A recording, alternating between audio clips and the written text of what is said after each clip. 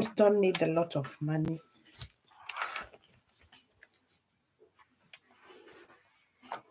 Maybe you could get some for me. Hmm? Maybe you could get some for me. Hello.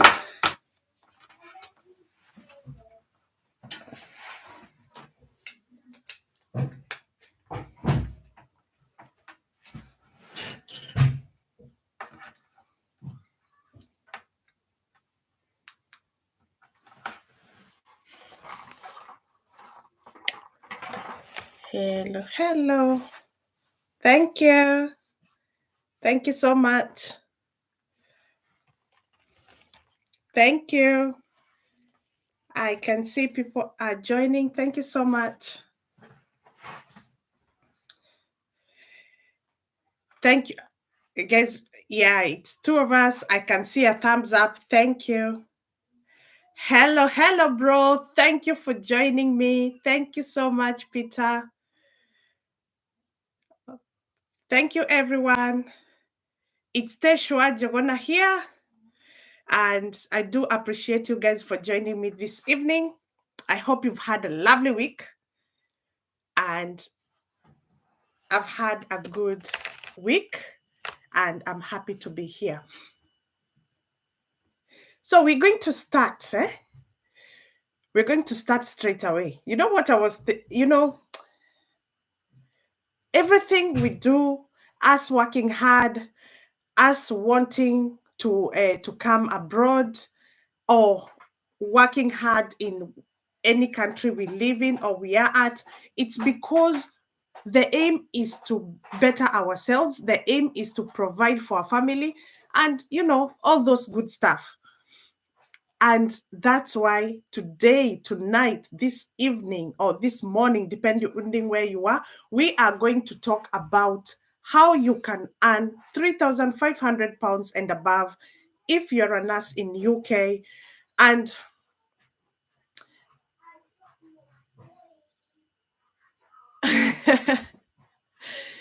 you want to know how to make money without working. Okay, you stick around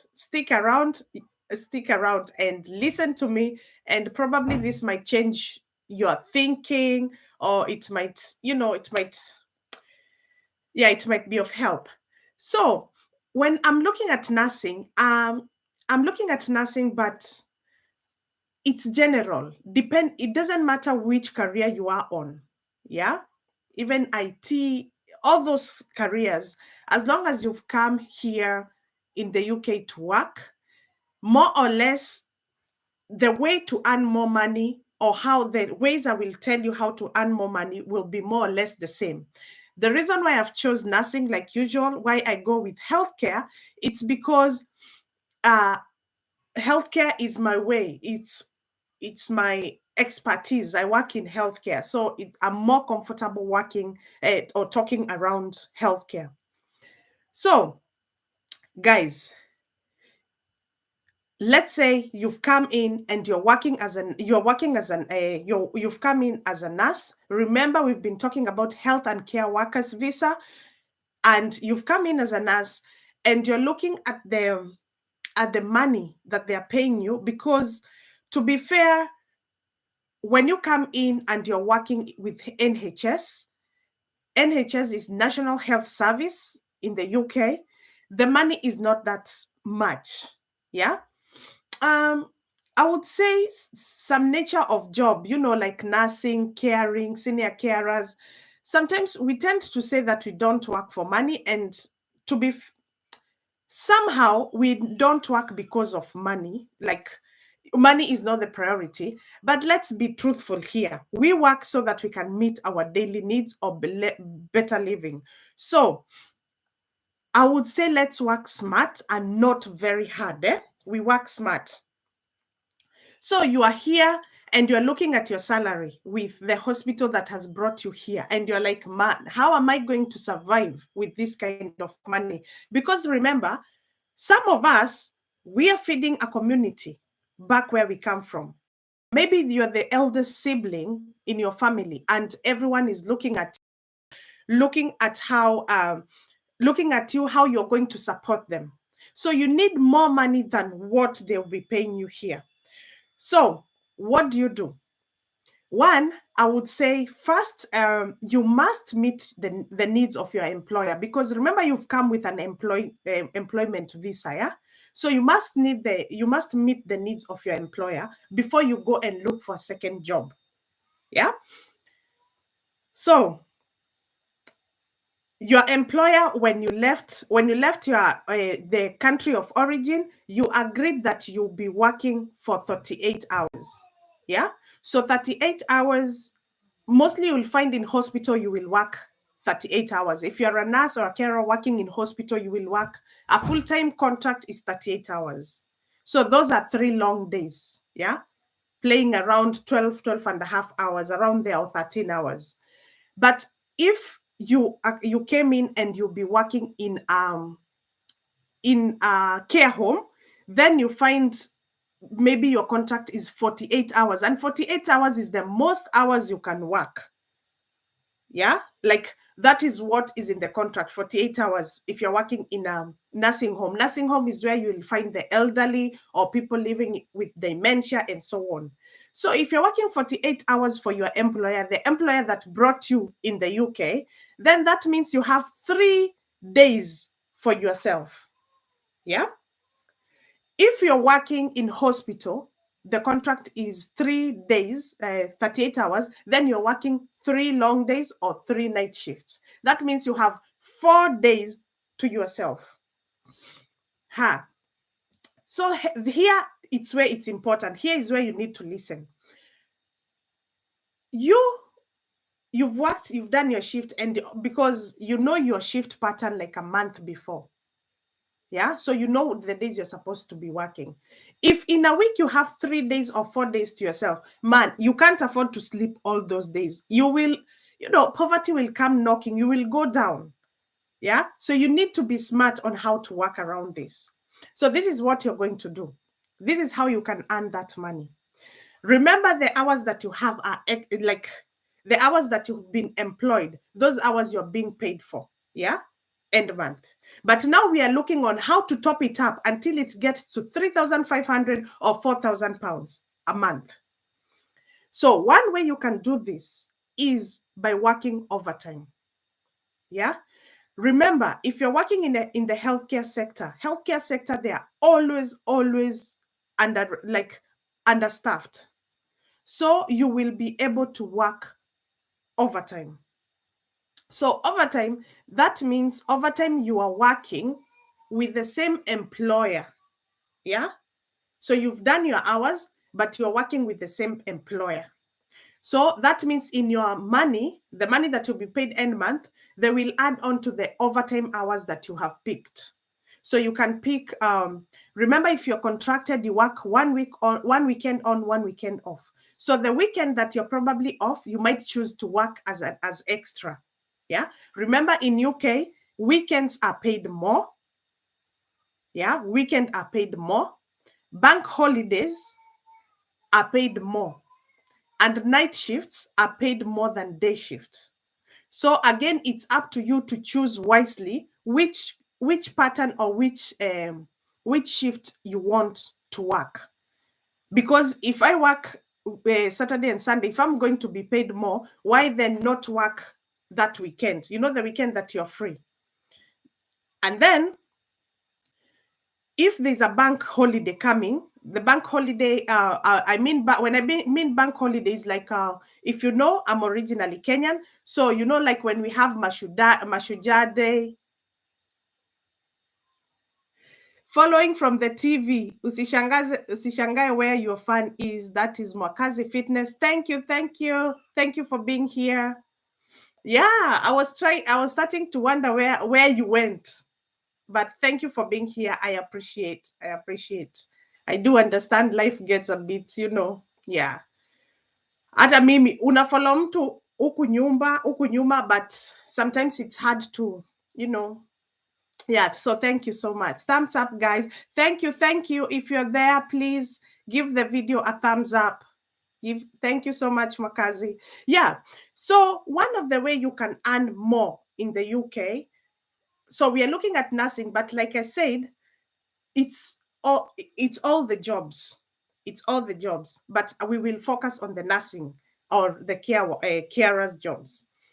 So this weekend you've worked for your contract. So your contract, you've worked this weekend, but next weekend you're free. Yeah.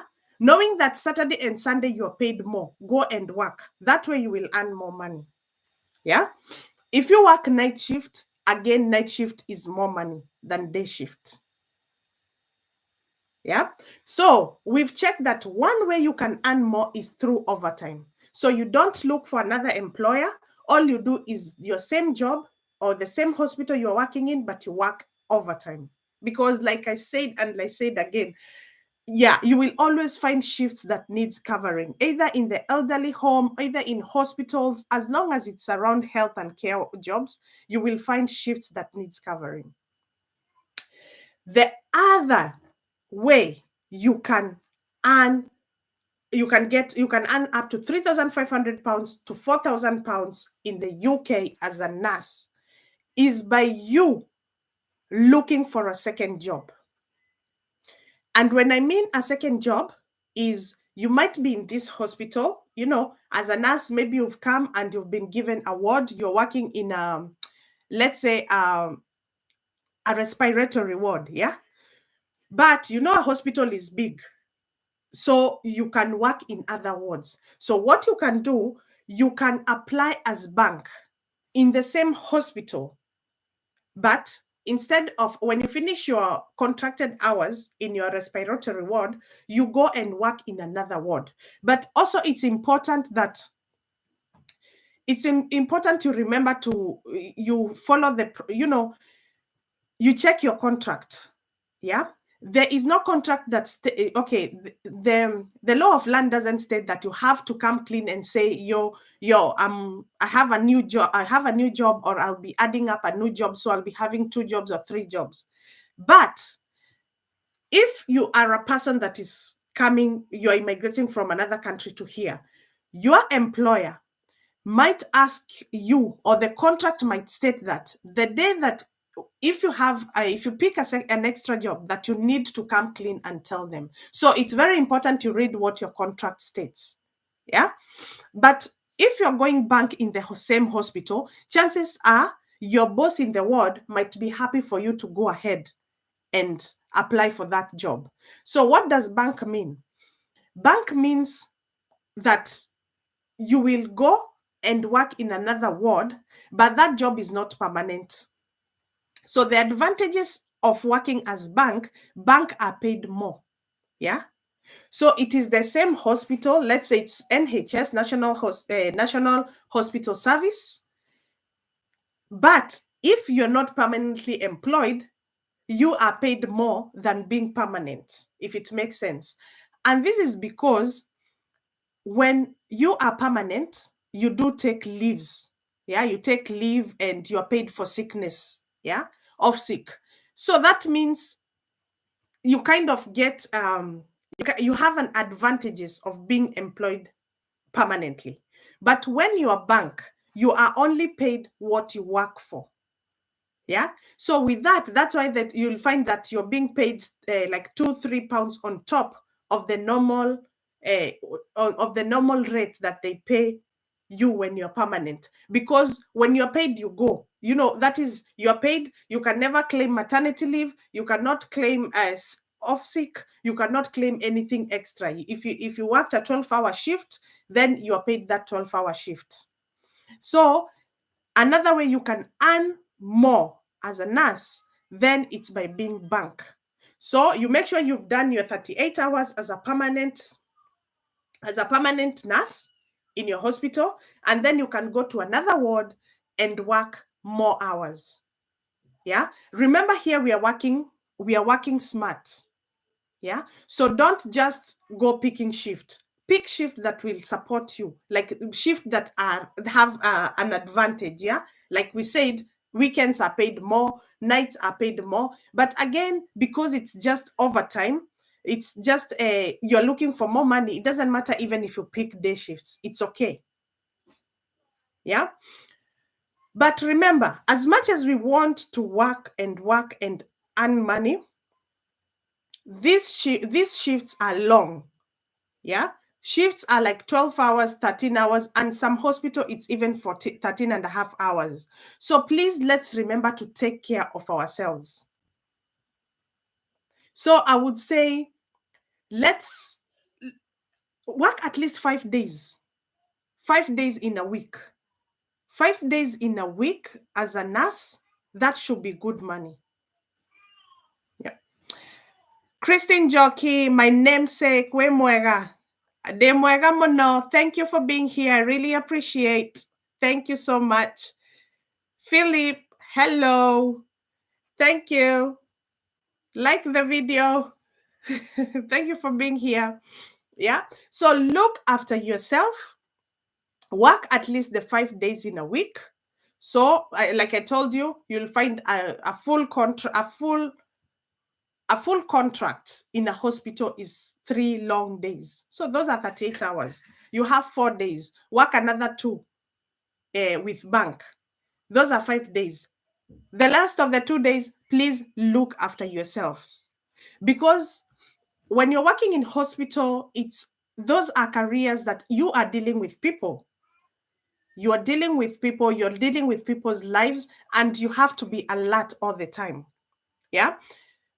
I'm sure you know about in Kenya, I'm sure you have to be registered. There's a body that you get registered with as a nurse.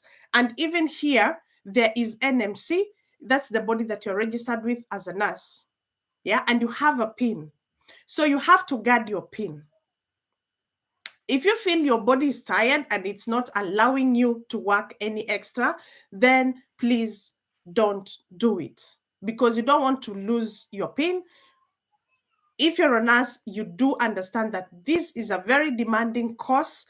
It's draining you emotionally, physically, financially. So please don't do something that will, can make you lose your PIN. But anyway, you go there, work those extra shifts as a bank. Bank, you're paid more. Weekend, you're paid even better. Nights, even better. But I'm not saying don't work during the day. Also, day shift are okay, because what you're looking for is extra cash. So let's look after at the best. I don't know why, but you know what? I like working with agency. I like working with agency. It has some pros and cons, but you know what? Agency, you are not employed permanently. But I would say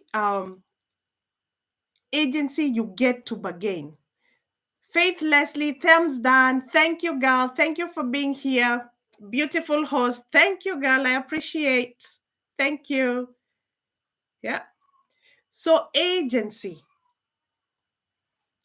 it's good. You bargain. It's agency, all you need is to register with them. Yeah. Oh, sorry about that. Agency, you need to register with them. Yeah. And then you give them your availability. So they work around you, not you working around them. Yeah. So I will call my agency and say, I'm free Saturday and Sunday. If you get some night shifts, can you please let me know? So they will call you. And sometimes you might find they call you last minute. Yeah. So it's like today's a Friday. Maybe you don't have a shift. You're just chilling. You see a phone call from your agency. It's late. It's 9:15. Sorry, guys. I have a serious cold. Sorry.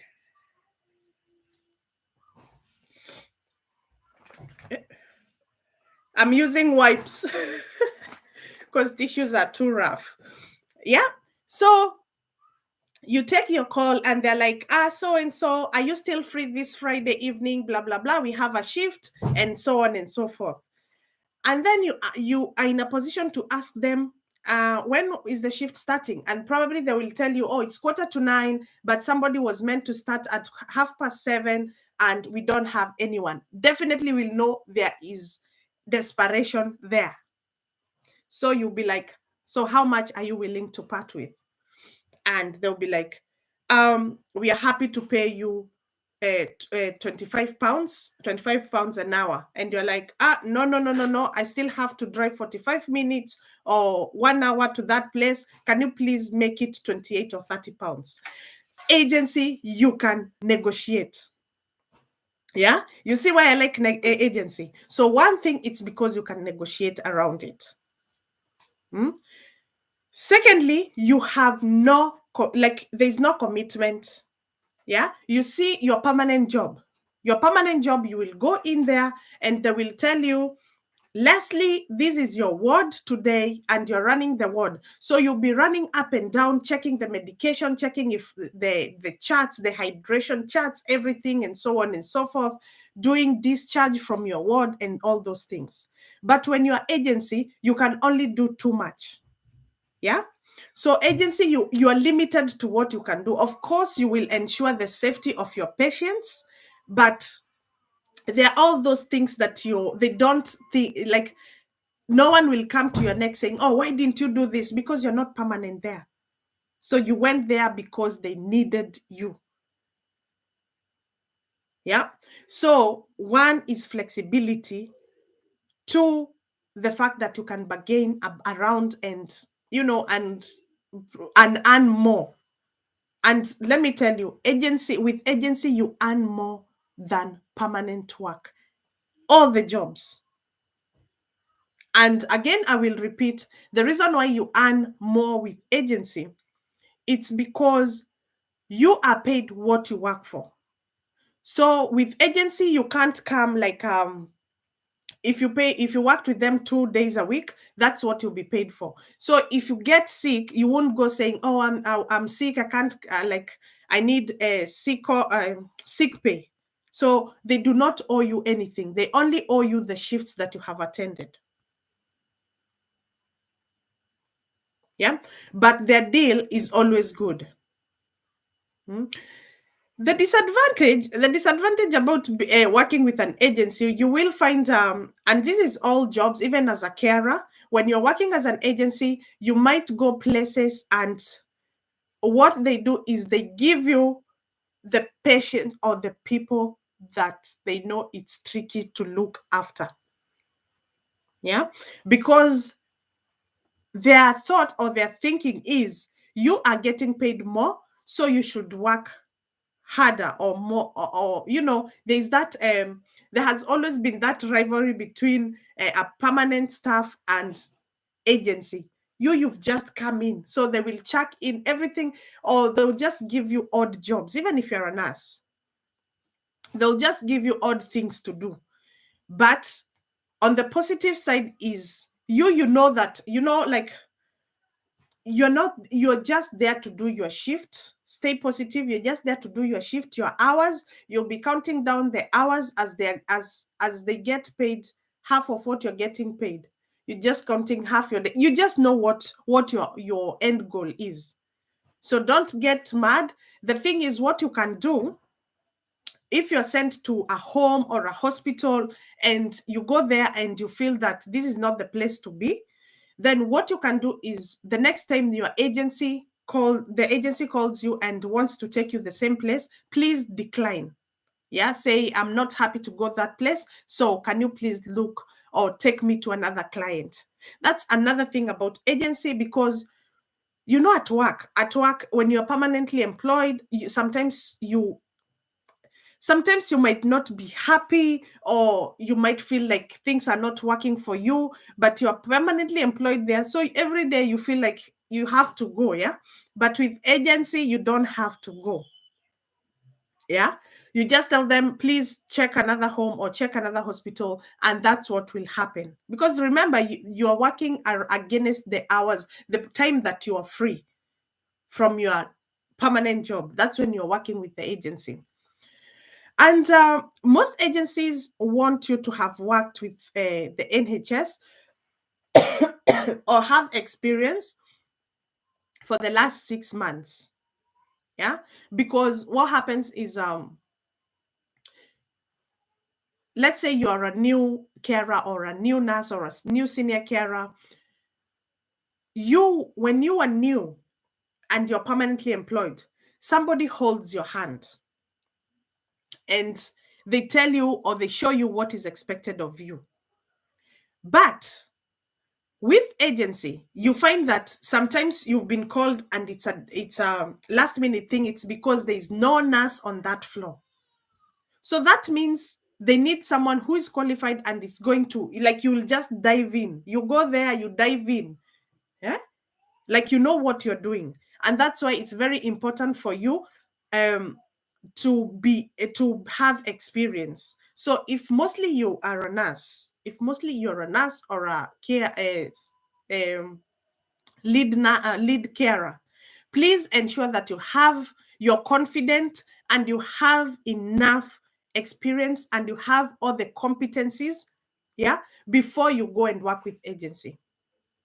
Because agency, you can be chucked in a place, because all they do is they will send you.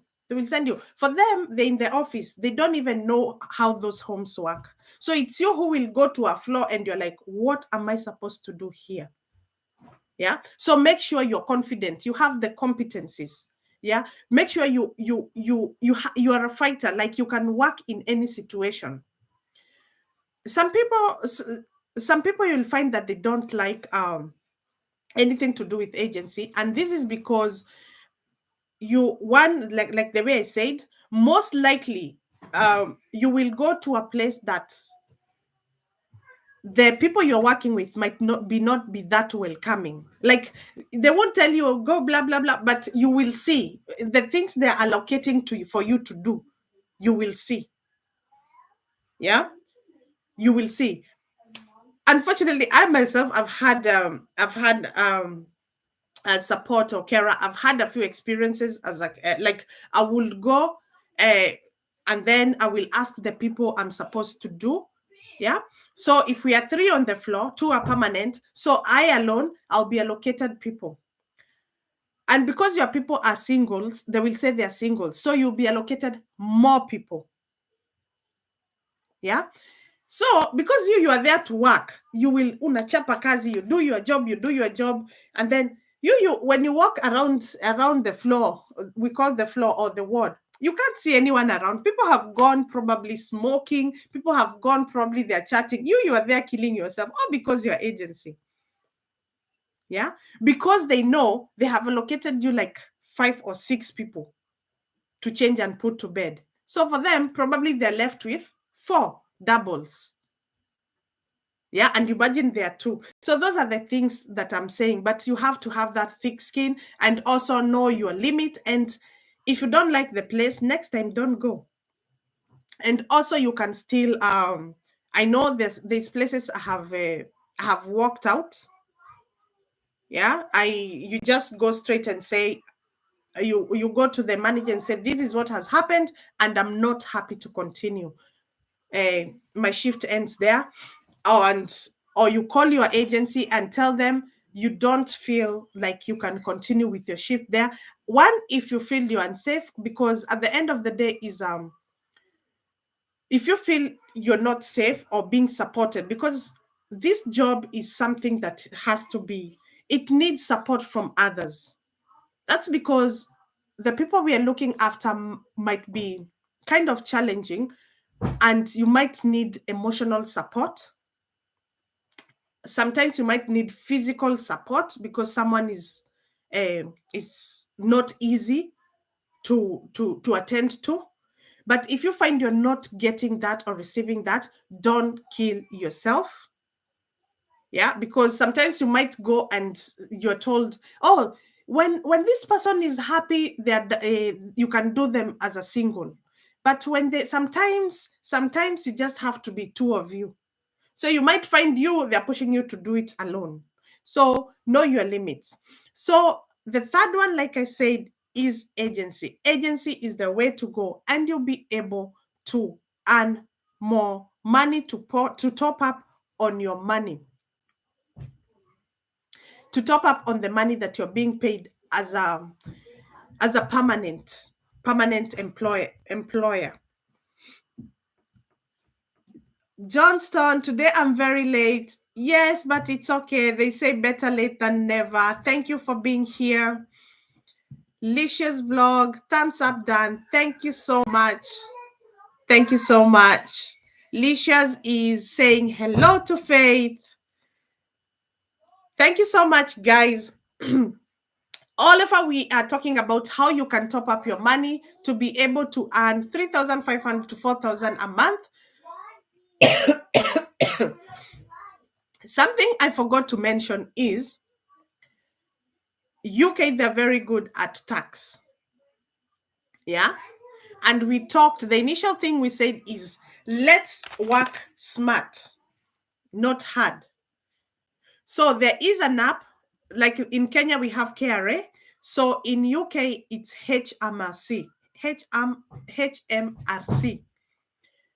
I had said it in yeah, they say HMRC, but it's HMRC. So there's an app. What you do is you put it's an app, so you download it on the Play Store, and you can check, if I earn this much, how much is the estimated tax, because everything goes through the tax. You cannot really, I don't know what you'll be doing so that you can, it's next to impossible to evade tax. Yeah, because your tax is paid before you're paid. And at the end of the academic at the end of the financial year, which is April, if they overtaxed you, because sometimes this can happen, and that's why I like sometimes this is an advantage of being in this country.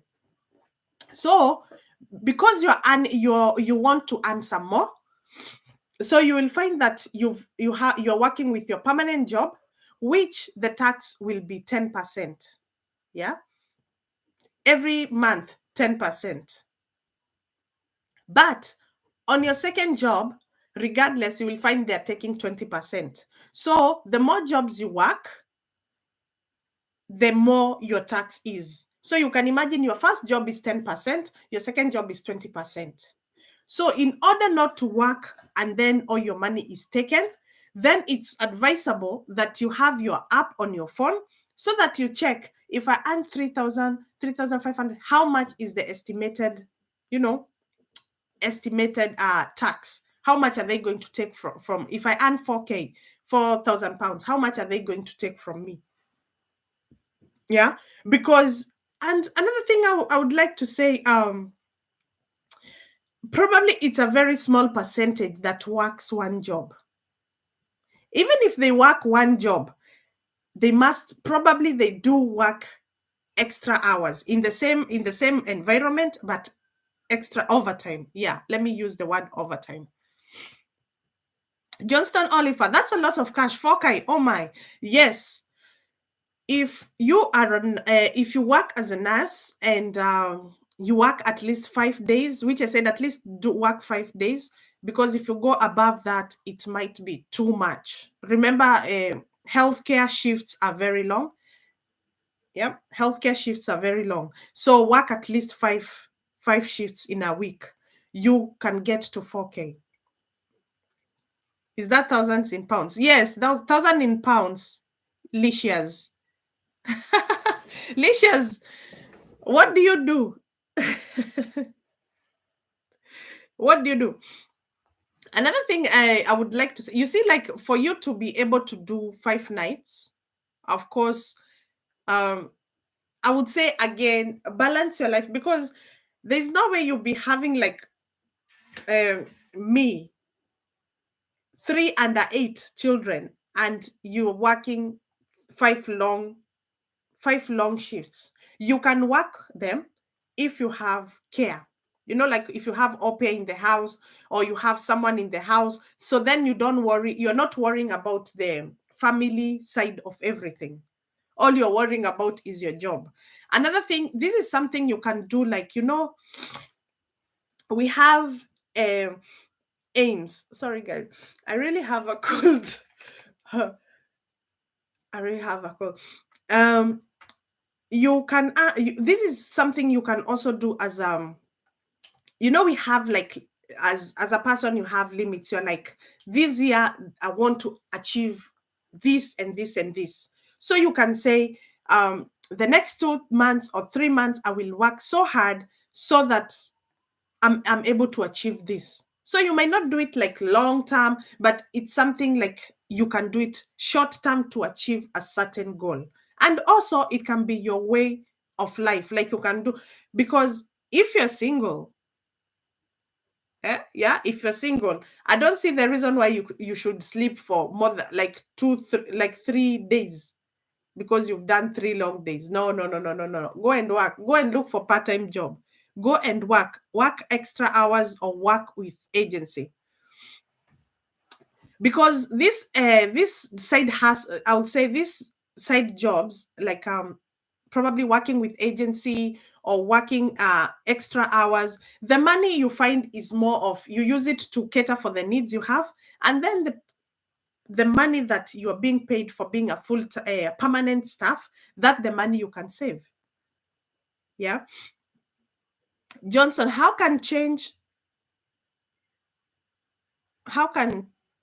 are you trying to say, how can I change my profession from public health in Kenya to a nurse in the UK? So, I don't think nursing, there's 2 ways about it. Nursing, you have to go and just do nursing as a course. So you can either do nursing in Kenya. Yeah, you go and do it as a course in Kenya.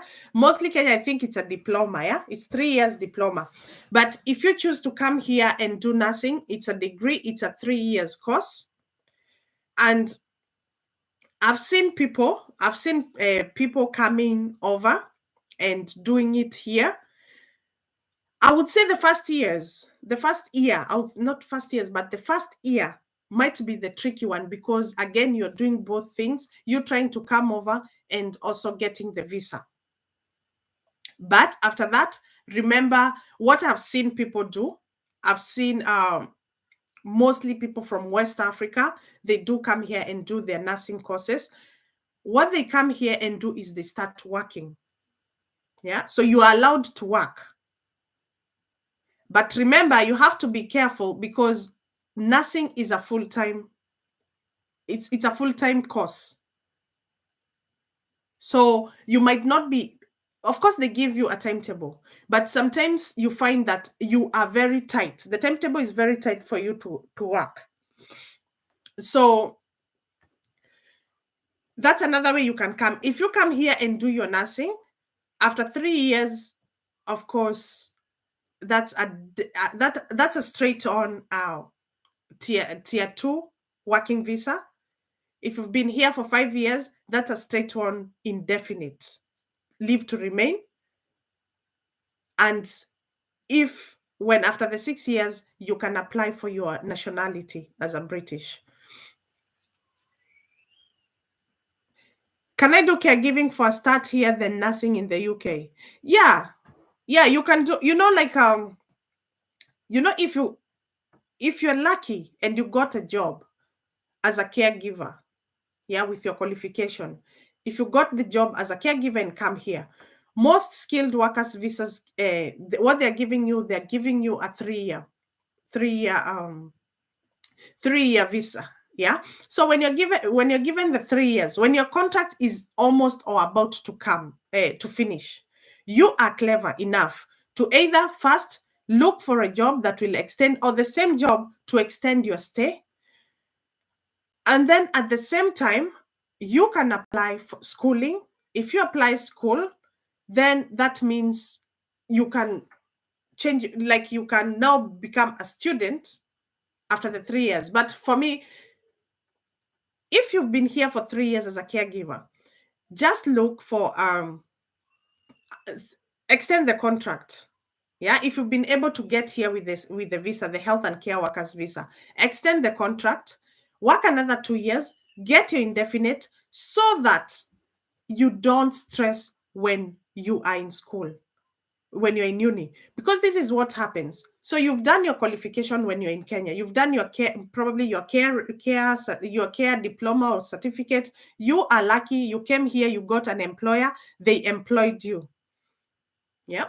So when they employ you, what you do is you work for them, but in 5 years, if you work for 5 years, then you are able to go to uni, and the government is able to finance your schooling.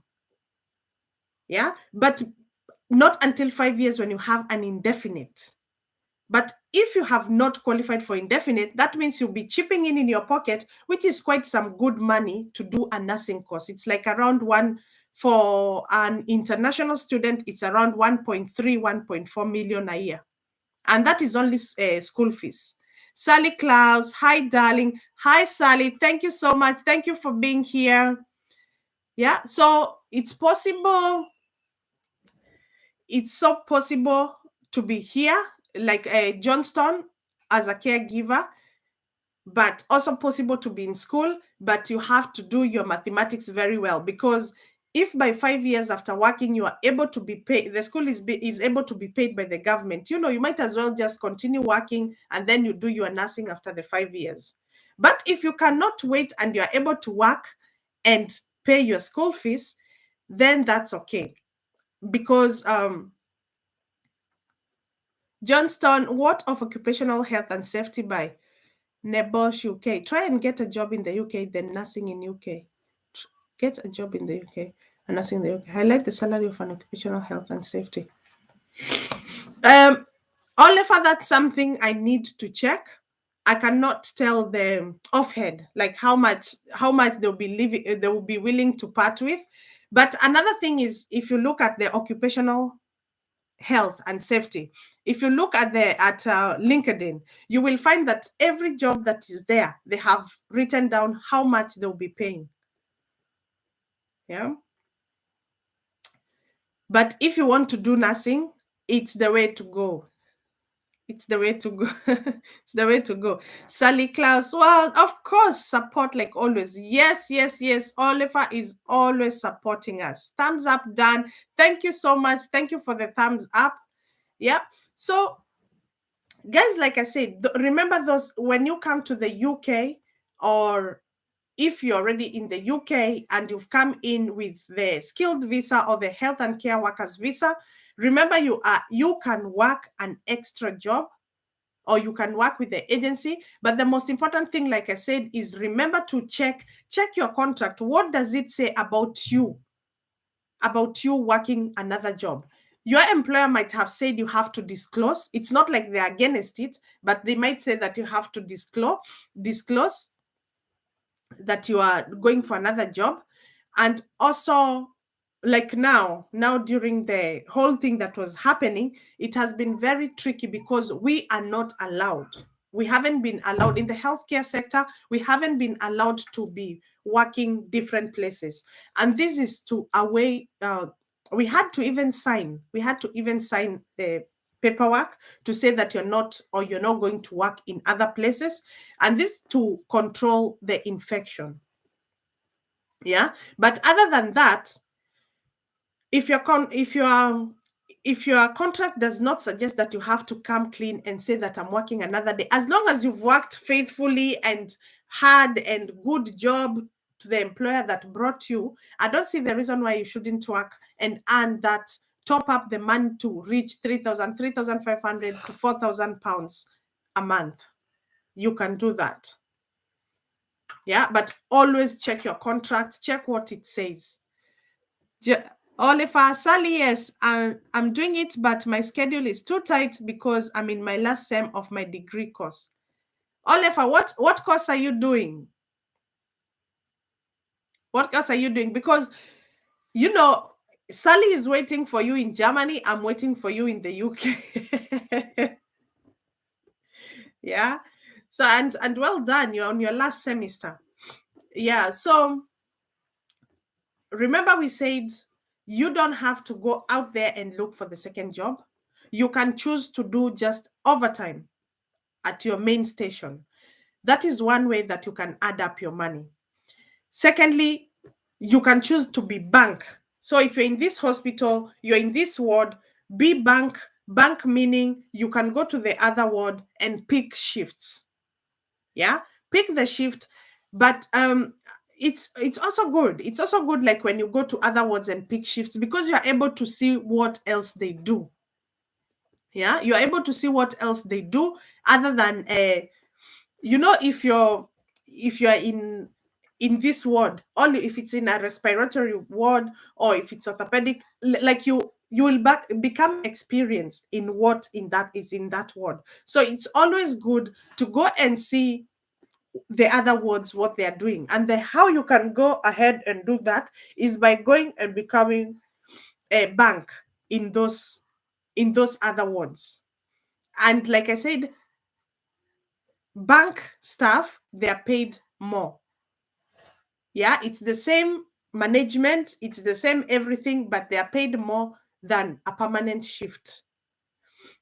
And my third way I said, and which is always the best option, it's the agency. Yeah, because agency you bargain. Agency you bargain, and it also gives you a chance to be, to learn your likes and dislikes. Like, I will never go to this word because this word is not, it's not my, because we all have likes and dislikes or interests. We have different interests, and it also gives you a chance to experience and explore different things, because when you are working with an agency, you have to work away from the hospital, your normal hospital that you're contracted to. So agency, they will send you probably an hour away, they will send you 30 minutes away. So that means you will go look, it's a way of learning new things or seeing things around that you never experienced. Because rarely would you come to would you go to some other places. Some other places I've been able to go with agency. I wouldn't just wake up and drive. And Lauren, we will tidy up later. Yeah, some other places I wouldn't just wake up and go. Yeah, but if you're going there for work, then you find yourself driving. So that brings me to this point. It's very important when you get to the UK, please learn how to drive. It's not a necessity. It's not a luxury, it's a necessity. Yeah, because if you have to, like if it's your permanent job. So if I have to go to, let's say I'm working in London. So if I have to go to this place, then I know that's the place I'll be working for 3 days.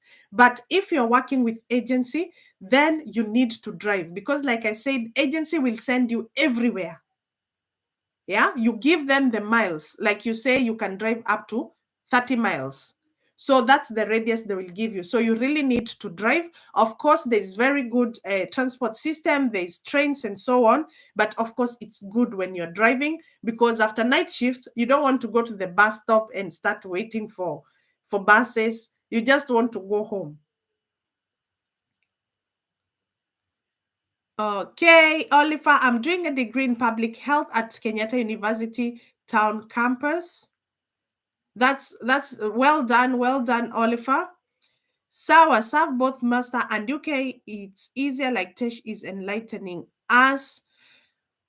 As long by the time you finish, as long as they are putting this the visas they have put in place to bring manpower is still there, then I don't see the reason why you shouldn't continue applying, because public health, it's a good profession. It's a good profession, and it should give you some job opportunities in the UK.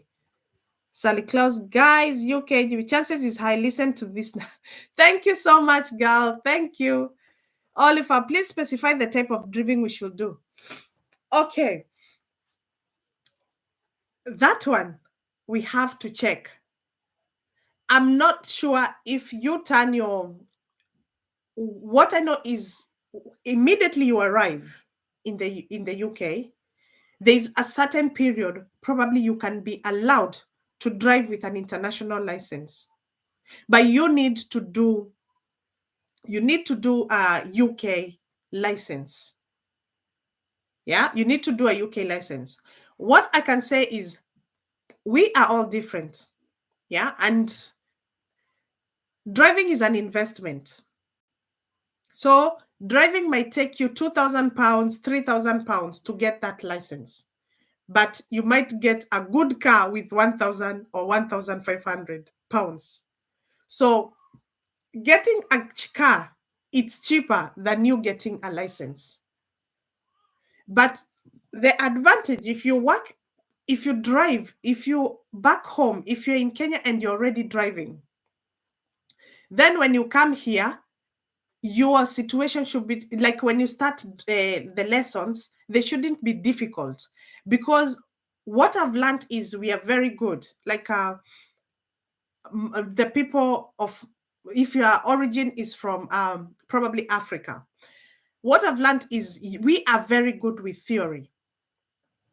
Come here, theory, it's just like that. Tutaichapa, we just pass it, eh? But practicals, hey, practicals is difficult. And it's not difficult because of what? It's because, you know, here, children, they start driving, like they have their toy cars. They have their toy cars. They have probably the toy cars that they charge, yeah, the electric one, and so on. They learn their bikes when they're young, so they do know how to practically maneuver cars and so on. So as they grow, that thing becomes very handy. It becomes very handy when they're doing their theory. So you will find someone here telling you they have done their theory and failed like 2 times, 3 times, but their practical, they go 1 time and they pass. So if you're from Africa or you're from Kenya, I'll think that you will come here and pass your theory straight on. If you've been driving, the better, because that means you know all the tips, of driving. All you need to learn is the signs. Yeah. So yeah. Please, Oliver, the way I have researched, I need a license in the UK to practice as a public health officer yeah, because you see, like your job, I doubt if it's an office job. Probably you'll be mostly in on the field. Yeah, you'll be mostly on the field. So for you, driving is very key. So if I was you, I'll probably do my Kenyan license, but don't be like me. I did my Kenyan license, and I remember I did it in Langata. All you need to do is drive 50 meters straight. I couldn't even, the person that had drove before me, the car went off. I couldn't even start the car myself. So the instructor, which I don't want to mention because you know the people that give us licenses, so had to start the car for me. So I drove straight on, and within I think 2 weeks of driving, I had my license. So what happened? So I had my license, but like after doing the license back home, of course you don't have a car. Yeah, you don't have a car. So I came,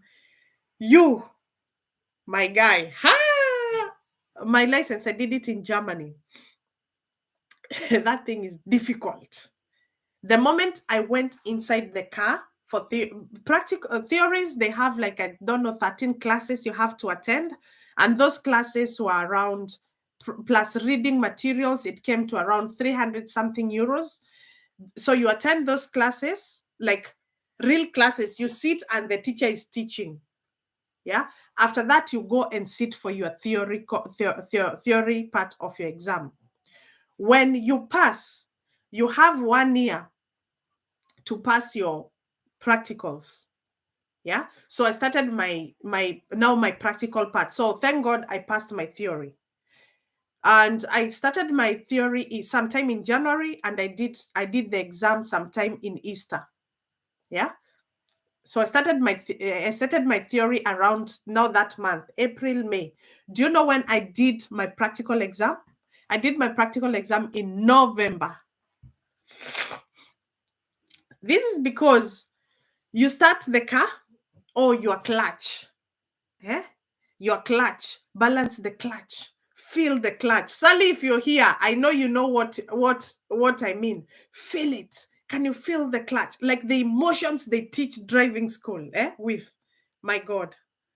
So every time every time I wasn't ready for exam, yeah. So I will tell my instructor, I want exam. No, no, no, no, Tish, your clutch. And it's German, yeah? They're Germans trying to speak in English. No. So at some point, I will just check how the bill is going up.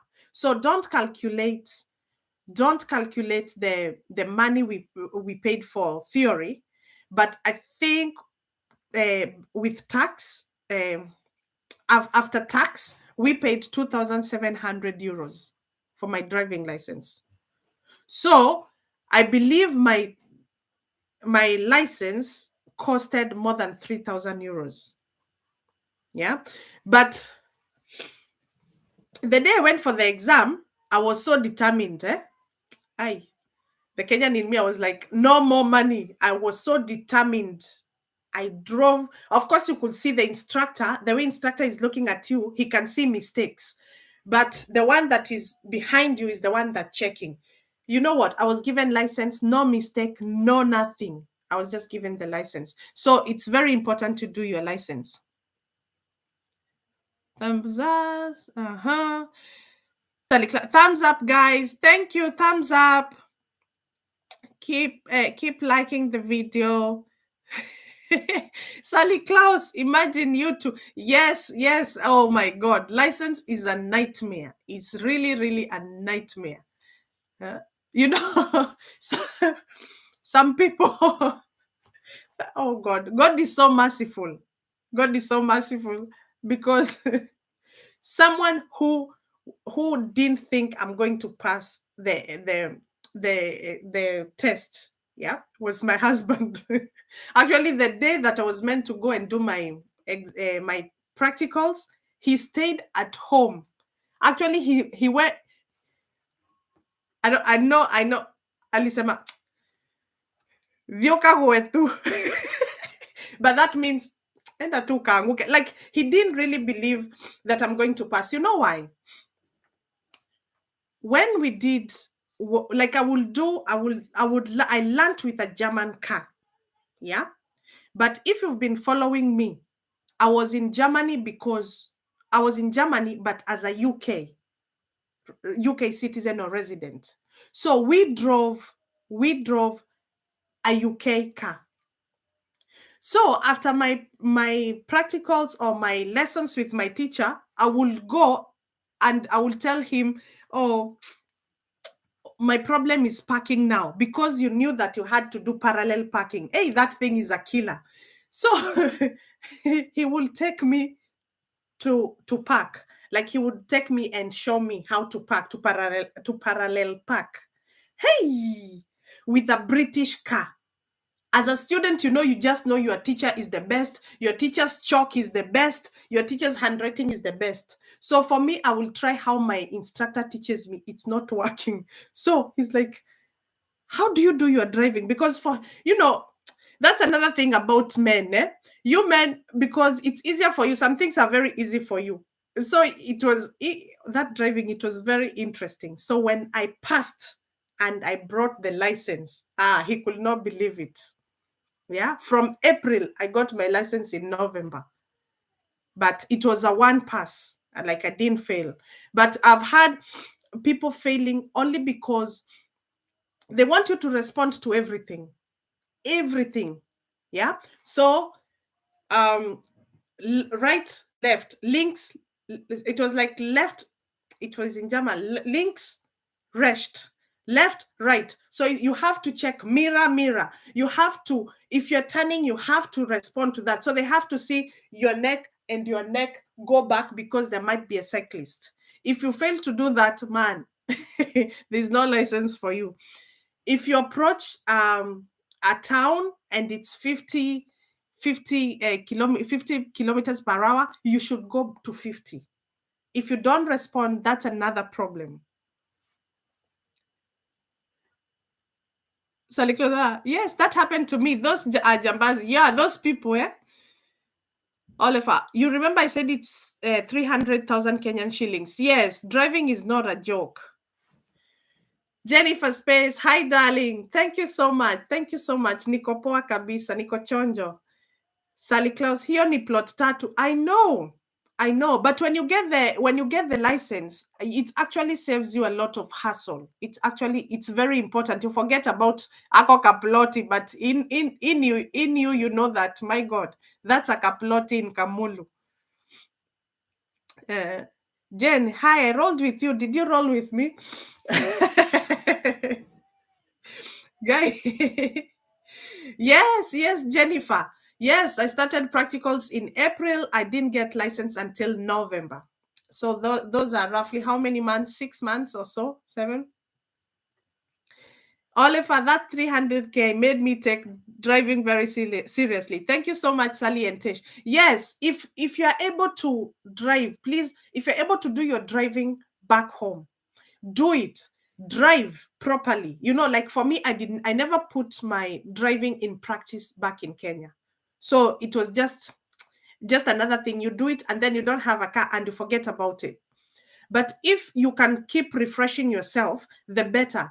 Because the day you will come, they will give you the reason why we got to this 300,000 Kenyan shilling or so. It's because you're not confident. There is if you do a block, the block is around 1,000. I think it's around 1,000 pounds here. The block will involve you driving at night, you driving during the day. Like they can see you can drive during the night. That's what they are checking. You driving during the day and you responding or reacting to all the signs. Yeah. So it might cost you like 1,000 pounds. But if you are like me, the person that doesn't feel clutch, the person that breaks, una break nyinyi wote mnagonga side nini windscreen, then you will go up to 4,000 4,000 pounds.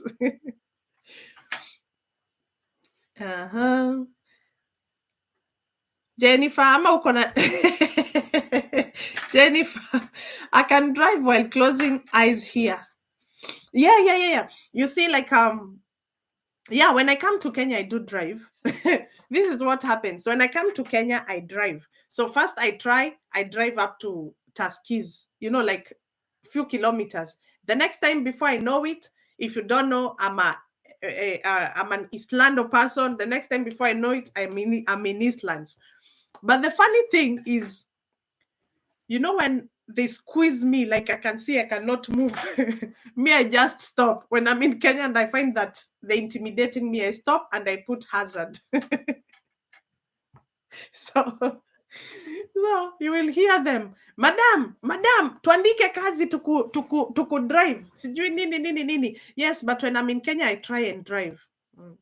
So by the time I'm 1 week old in Kenya, tunakimbizana pamoja. Oliver, niko Kamulu, umetaja my home. Oliver, Kamulu, wow, that's my home place. Yeah, not far from there. What is it called? This place. There's this Nakumat. Not Nakumat. There's this supermarket in Rai. That's my best place to buy mandazi and cakes when I'm in Kenya. Where is Kamulu, Oliver?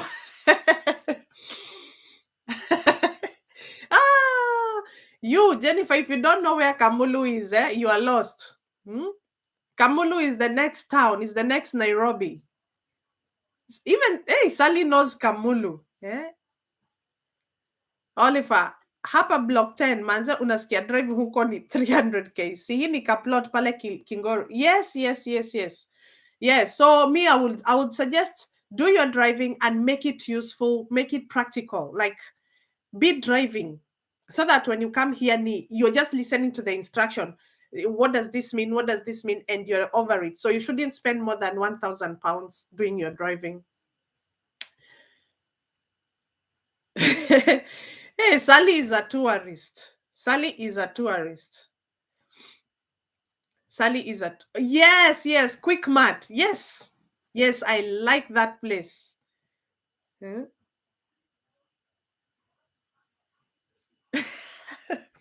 I drove my dad akapiga nduru ati I was faster. The next junction akaniambia kama you know. Yes, actually, I was born and raised in Eastlands, so I'm actually a very bad driver. Not in a bad way, eh? Kama unajua namba tisa, namba nne, then I'm actually a driver who can drive anywhere. But when you come here and you're exposed to doing the right things, of course, when you go back home, you do struggle a little bit. But within a week, again, you are Kenyanized. You start driving like Kenyans. Karamburu, Quick Martin Roy. Yes. That's my place. Yeah, that's my place. I like shopping there. And also, there's a lot of wholesales or opposite side. Yeah, that's my that's my hometown. Sally, yes, I visited there 2019. Yes, I was there December 2018. December 2018, I was there. Sally 2019. Actually, we need to visit. That has been a long time. Hi Tesh, must you drive a manual car there? Cara, Alice, no. The problem with these countries, if you learn to drive an automatic car, then your license is given as an automatic license. Yeah. But if you do, that's why I really fought to drive, to balance the clutch, because I wanted a license that if you pass with a manual car, then you can drive both cars. Yeah. But if you drive an automatic and do it with exam with an automatic, then you can only drive automatic. Yeah. So that's why I had to learn to feel my clutch.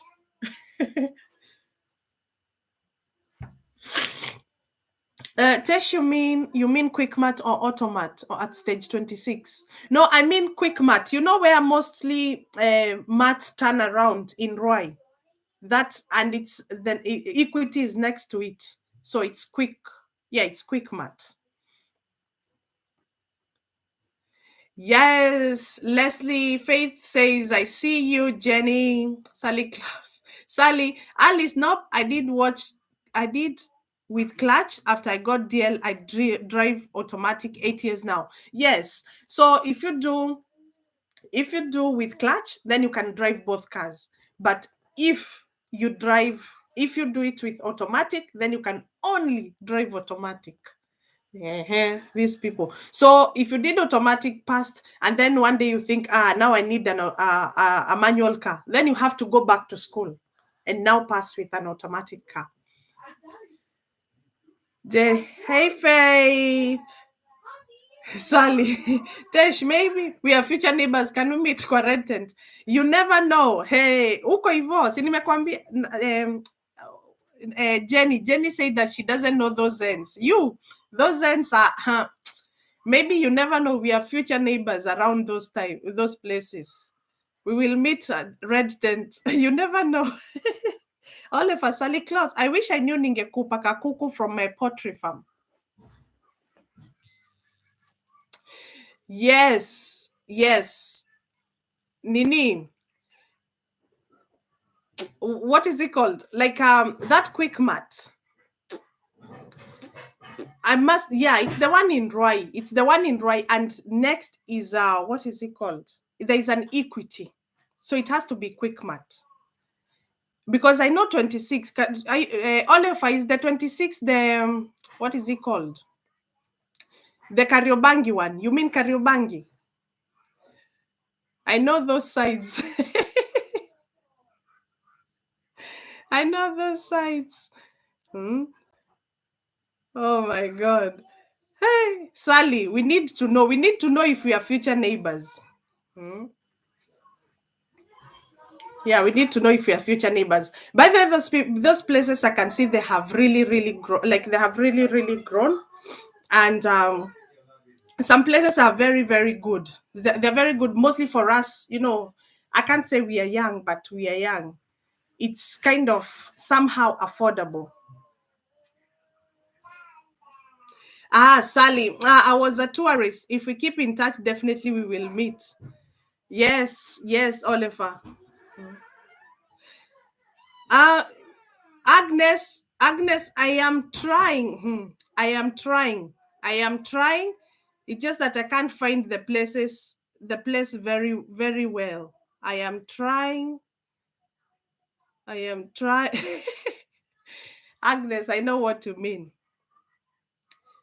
Uh-huh. Yes, Jennifer Space. Yes, sure. Sure. Hmm. Agnes, did you listen to the first bit of the live? We were checking on how we can earn more. We can like how you can top up, how we can top up our money.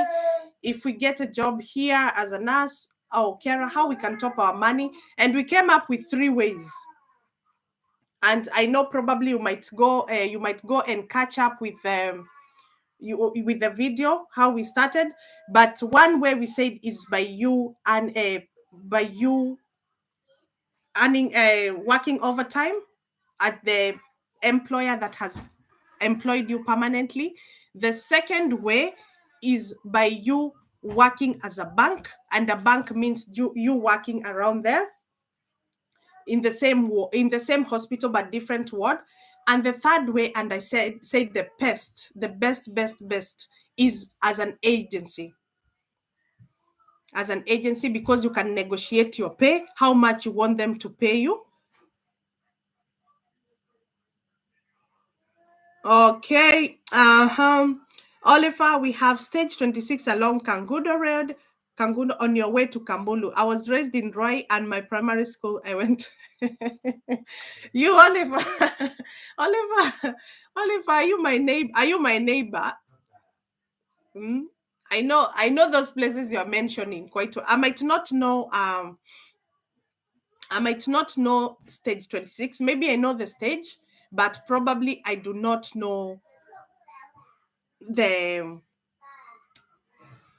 yes, I do not know this. I may not know the stage name, but I do know those places you're mentioning. Roy, I do know Roy quite well. Mhm. Yeah. Okay. Johnston. Yep. Oh yeah, I was thinking stage 26. That's because I know there's number 26. There's number 26 in Kariobangi. And if you're coming mostly from the Eastlands area, you can, and you're coming to Roy, you can take number 26, and then I think it leaves you in Caltex if things haven't changed. You know, the last time I was in Kenya is 2018, so I'm sure a lot has changed.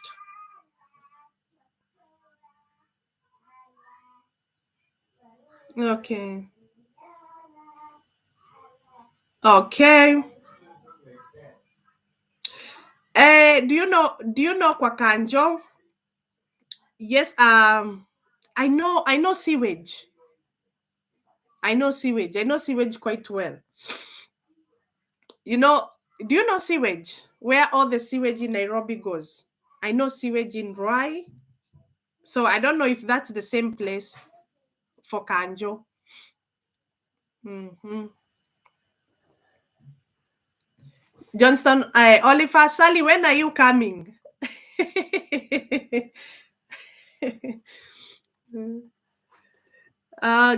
Jenny, okay, sawa, sawa. Karom, Mboro, maji ya kwanza. Hapo, where is that? Because mainly where I know is, you know, that stage, yeah? That stage. And I also know, I know Kamulu. So there's that stage where Quickmart is, and then I know Kamulu, I know Joska. And last time I was about to get to this place. It starts with M. Very far after Kamulu, Joska.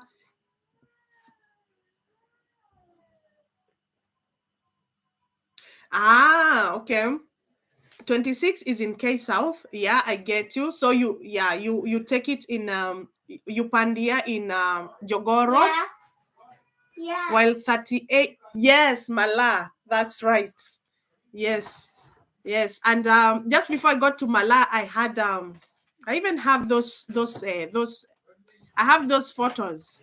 We went somewhere and we ate nyama choma around there. Hey, select. 38 is from Dando to Roy. I didn't know. Yeah, Mala is growing. Karo, Mala is really growing.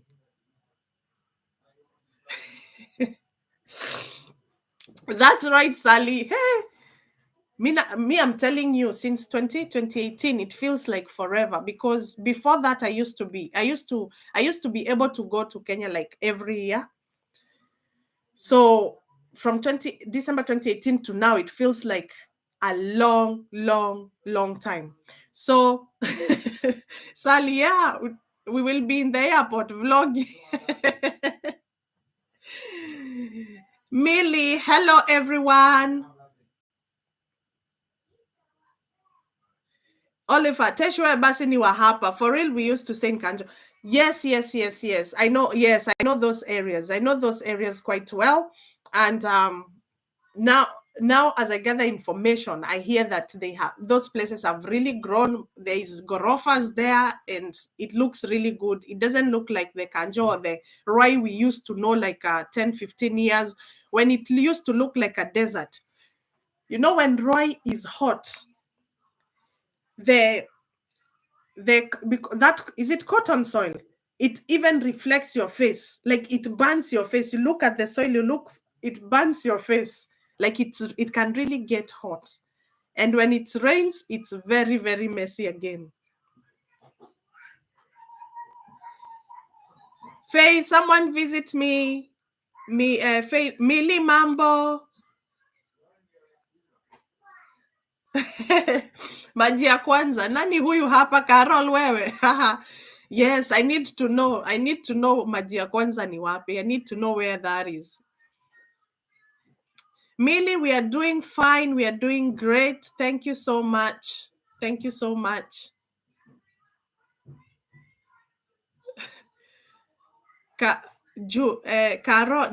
Juema. Yes, now I'm telling you, those places, all I can hear is like a lot has changed. So I can't really wait to see the changes. I can't wait. Tesh, you mean Isabella and Freetown hapa Naigoro? You know, I don't know if you know, there's what is it called? That sewage area, the sewage area opposite, there's a what is it called? A children's home. There's a children's home, and that was one of the reason why I was there. There's a children's home, and now it has a lot of children. Sally talking to Faith. Sally, Millie, where were you? Never visited me, and I visited you. Remember, Millie? Faith is talking to Sally. Okay, Pehus. Caro, Pehusi. Is that where I'm describing? Is it where I'm describing, where there's a children's home? Opposite, it's like opposite the sewage area. Caro, kwa hivyo ni mwenyeji. Do you live in those areas?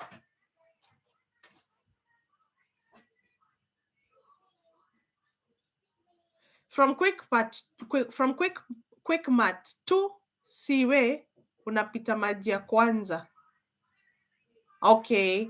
Yeah, because quick mat and then sewage, you turn on your left. Yeah, you turn on your left. And then, and then the way they made that kabarabara, that made a lot of change. That when you're going to Siwe, that barabara is looking good. Kibana unapita maji ya kwanza. Karo, yes. Oh, Karo. Wow. Okay. You never know. You never know. This might bring us, you never know. Tukionana tutasalimiana. Lakini sasa hapa Karo, you don't have a photo. So I have... No, Sally, no worries, no worries. Okay. Yes, watoto wema. Yes, yes, yes, yes. You are right. You are right. It's watoto wema.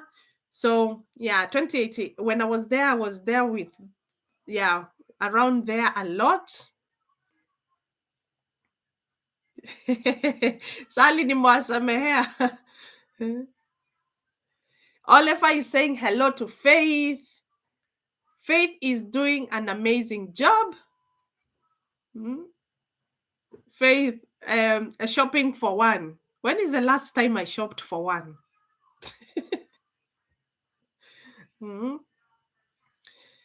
Faith and Oliver. Wow. So it's really a small world. It's really a small world. I can't believe it. So there's Oliver who is in Kamulu, and there's you, Caro. There's you, Caro, in Roy. Wow, it's a small world. And there's Sally who visited those areas in 2019. She will let us know why she was there. She will let us know why she was there. Faye. Jenny, did you disappear? Yes, Faith is so cute. He's so cute. Guys, can you imagine those? What time is it? Those children, how amazing is it that they haven't come here to disturb? The last, what was it, last Friday or Saturday? And they were all here. They were all here making a lot of noise. But I think it's because I've heard their daddy has come. So I think that's what has calmed them down. So they're doing their own things now. Here in UK, children are on half term. They started their half term on Wednesday. The half term started on Wednesday. So they're on half term until they go back to school on the 1st of November. So we have them like, is that 1.5 weeks? 1.5 long weeks. That's a long time.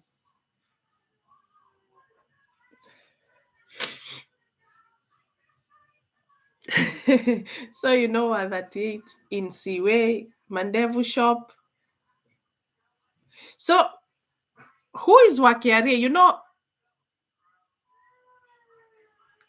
that name sounds familiar, Oliver Wakiarie. I might not know the shops really well. I might not know the shops because I really, when I'm around there, I really go to the shop. And if I need something, probably I'll just go to, that's why I'm saying Quick Mart. I like Quick Mart is my way. I like Quick Mart because I go shop everything I need and then come back. So I'm not, and like that, Roy is scary. I don't know how it has changed now, but there's a time it used to be very scary. It gets really dark, really dark. Alafu, naogopa nyoka. That place has snakes. I like that place. I like that place so much, but it has a lot of snakes and mosquitoes. So when it comes to some point, you just don't want to be outside. You want to be somewhere safe.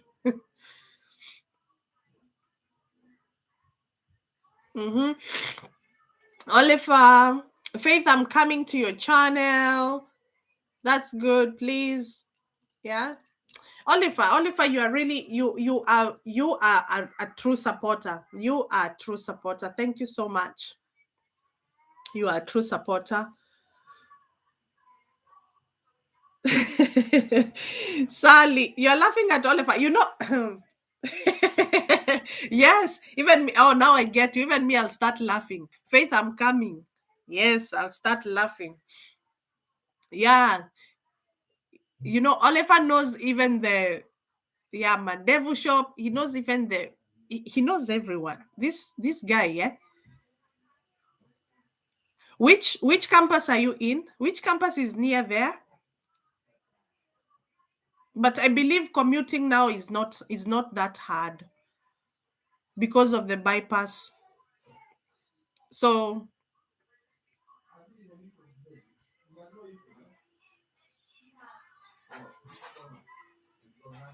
imagine I can't be surprised. Maybe probably I might know them. Probably I might know them. Mm. Wakiaria wa muhuri mushiri family.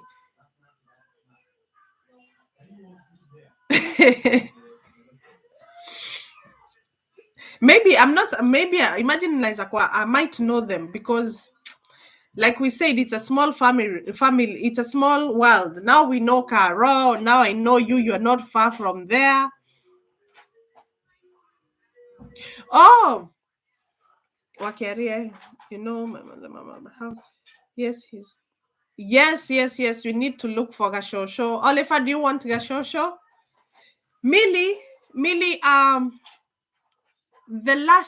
I think the last 1 hour. The last 1 hour we've checked on the topic. We've checked on the topic, and it was about how if you come in, how you can add up your money because I was saying like when you come in as a nurse in the NHS, the money might not be as much because the National Health Service does not pay much, you know, and it's something to do. I think it's anything to do if you're working for the government, they don't pay much. But how you can add up your money or how you can earn more as a nurse. And I did say that the reason why I'm checking at the nurse, it's because the healthcare sector. So it's always easier for me to tackle the healthcare sector than the other professions. But these tips would also work, or the same way they will still work in other professionals like IT and so on and so forth. But the reason why I'm looking at nursing, it's like there's Health and Care Workers Visa, and a lot of nurses have been coming to the UK, and like no, nursing is a shortage occupation in the UK. And if there's one easiest way you can, like, not easy because there are some things that you need to tackle. Of course you need to tackle the fact that you have to do your else, the fact that you have to do, there's an exam that you do here, a CBT exam that you do here. So there's things that you have to go through, but you are guaranteed a visa if you are a registered nurse back, which I would say, for example, if you are a registered nurse back in Kenya, then you have a guarantee of a visa somehow. So what I was saying is, when you come here, you find that we have some of us, or most of us, whichever, we have a lot of responsibilities. You coming here, it just means probably everyone will be looking at you. Probably you are the one taking your siblings to school. You're the one, probably there's someone in the family like your parents that need hospital care or health care. You're the one looking after them. So you come here and you need to pay also your bills. And like bills in the UK are left, right, and center. There is rent, there is insurances, there's all those bills. There's phone and Wi-Fi bills. There's all those bills. So you come here and you check the amount of money you are getting paid, and you're like, how can I do better? Because again, you don't want to let down the people that you left at home. Oliver, Sally Klaus, I will explore Kimende pale Limuru. You know I have worked in Kiambaa. Emerge Kenya TV. Hello, host and your viewers. Thank you so much for being here.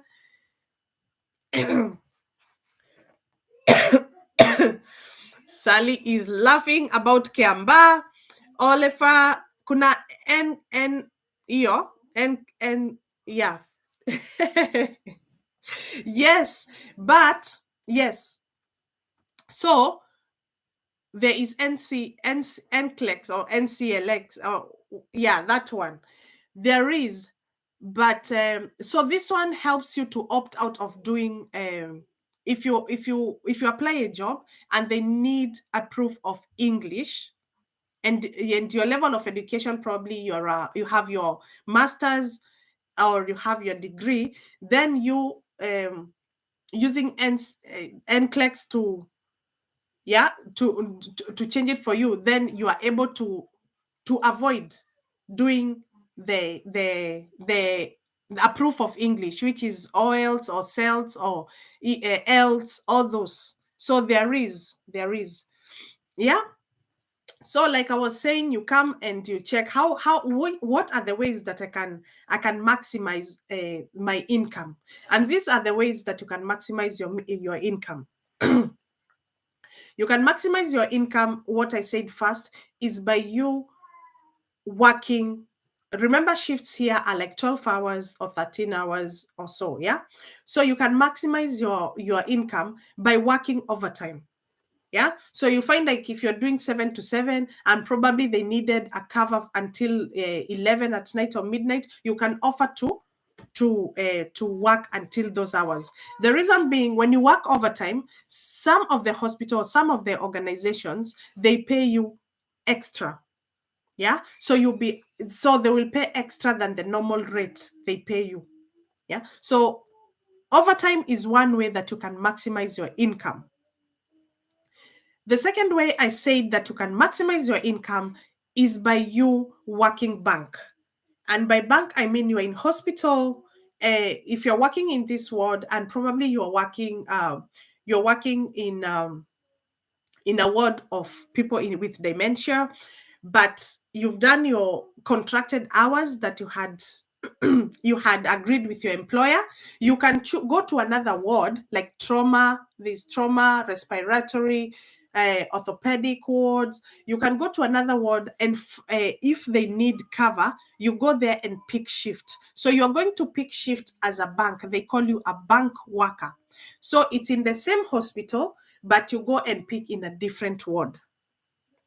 So what happens if you work as a bank, or if you pick a shift as a bank, you are paid more. Your rate is higher than the normal rate. So if you're doing your normal contracted hours, the rate is kawaida, normal. But if you pick shift as a bank worker, then your rate is high. I did insist on working smart rather than hard. What I mean is, when you work at night, when you work night shifts, or when you work during bank holidays, or when you work weekends, you are paid more. Remember that. I didn't say that you don't pick extra shift during the day. You can pick, because not everyone is a night person. Nights are hard. Working nights, you get confused. You work today night, or you work 3 nights, you will not know how you won't know which day of the week it is. Yeah. But if you're that kind of a person that can work nights, so the rate of nights is different, the rate of weekend is different. And if you're working bank holidays, like sometimes people think, oh, it's 24th, I don't want to work on the 24th. If you can work 24th, even half day, you don't have to work the whole day, and then later on go to your family, then you'll get paid. You either get paid one time and a half. So 1 time and a half, meaning if if you're being paid, for example, 18 pounds an hour, then one time and a half, that means you're going to be paid 27 pounds an hour. One time and a half, it only means that thanks, Ali.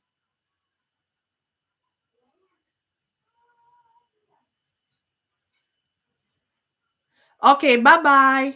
Yep. Bye, Millie. Yeah, 1 time and a half. It just means that you are paid the normal rate plus a half of the normal rate, or you can be paid double the rate. Yeah. So the third one, and I kept insisting, and that's the best way, or the good way to go, is bank agency. And the reason I gave a few reasons of why agency. And agency, it's because you negotiate.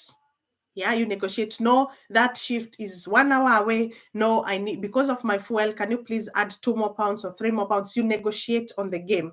So it's those are the ways that you can top up. So those are the 3 ways I gave out that you can top up.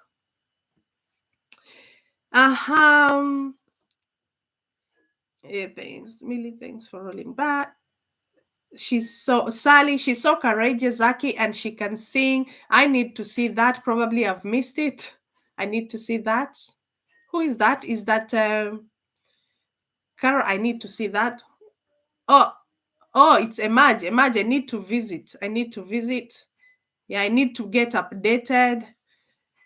Okay, Sally, Millie uko USA. She hasn't answered. Oliver, good night, Millie. Oliver, you are a star. You are a star. I believe you do very well at school. Yeah, because the information even support us with, because all of us, we're here to learn, and if we are unsure of something, you always have something or the answer to the question. So you are a star. Emaj TV, yes. Millie's in the US, yes. So you will find like the same things that I have tackled here. How you can maximize your income as a nurse probably is the same, if I'm not wrong. Emaj and Millie, it's the same in the US, because these countries, they work more or less in the same way.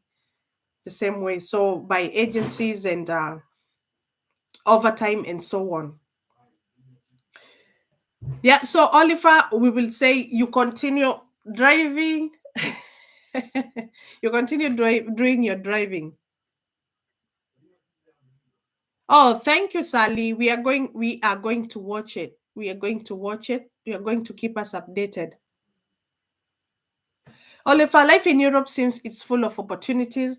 Yes, that's one thing I would say. It's like someone was telling me that I think they graduated not long ago, I think less than 6 months or so, and they're telling me that help is already on their neck asking for asking for the money.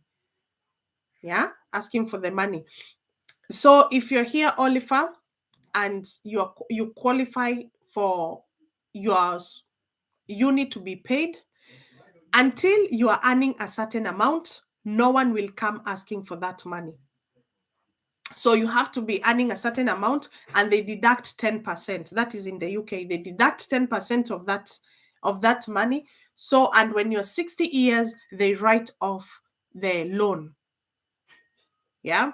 So it's full opportunities, and you are able to you are able to grow your wings. And if for the children, if you discover or see something unique about a child, then even here as parents, we know and we advise that you should like nurture that talent. We do not take anything for granted. If I see like here we can see Emad, the daughter is singing very well, so that is a talent that they are nurturing. Yeah, I have a child who, the first one, when she was around just under 1, we could tell her drawing is different.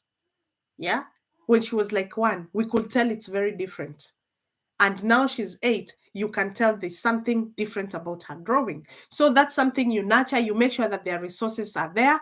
And like they had school meeting, and you find that the new teacher, because the academic year here starts in September, so they're like, how just 2, when are we in October? So 6 weeks ago they started. 6 weeks ago they started, and their new class, but the new teacher can already tell you about something like her drawing are very special.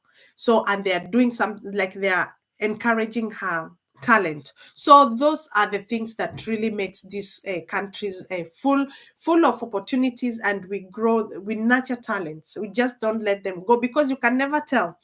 Yeah. So because you might discourage, I don't know, we have to balance, because if you tell her to do math, she'll be like, but I'm good in drawing. No, you still have to do math and English and history and everything else. But we still also have to put back in our mind that we still have to support that. Sally Klaus, it's Oliver. Okay, okay. Yeah, so guys, it's 10. I've really appreciated. Wow, you guys are very supportive. I'm very thankful for you being here. And you know, let me now come out, check on my family, and also be able to check on you, my supporters, and check what you've been up to during the day, because in this life it's all about supporting each other, and we grow together. So thank you so much. I do not take you for granted. If you haven't liked the video, please kindly go ahead and like it. And yeah, Oliver, healthcare assistant offered by Janet through Reed. Is it accredited? Oliver, I'm not sure. All I know is Reed is one of the places sometimes we look for a job. Yeah, so I'm not very sure. It's something worth for me to check. Yeah. But remember also, like practicals, like the healthcare things, it's nice if you've done the practical ones, like you have physically attended lessons, and you can say that. Sometimes it's not enough, like if you want to come over and say that you to do a 3-day training or 4-day training. It's good to do it like, a longer course, and possibly go for physical training, practical trainings. Yeah, but I'm not sure if it's accredited. Sally, we're definitely here for you. Thank you, guys. Thank you so much. I will say, have a good night. I've enjoyed myself today. Oh my God, what wakamulu. Roy, I've really enjoyed myself tonight. And I shall see you very soon. Thank you so much. Have a lovely night wherever you are, or day. Take care.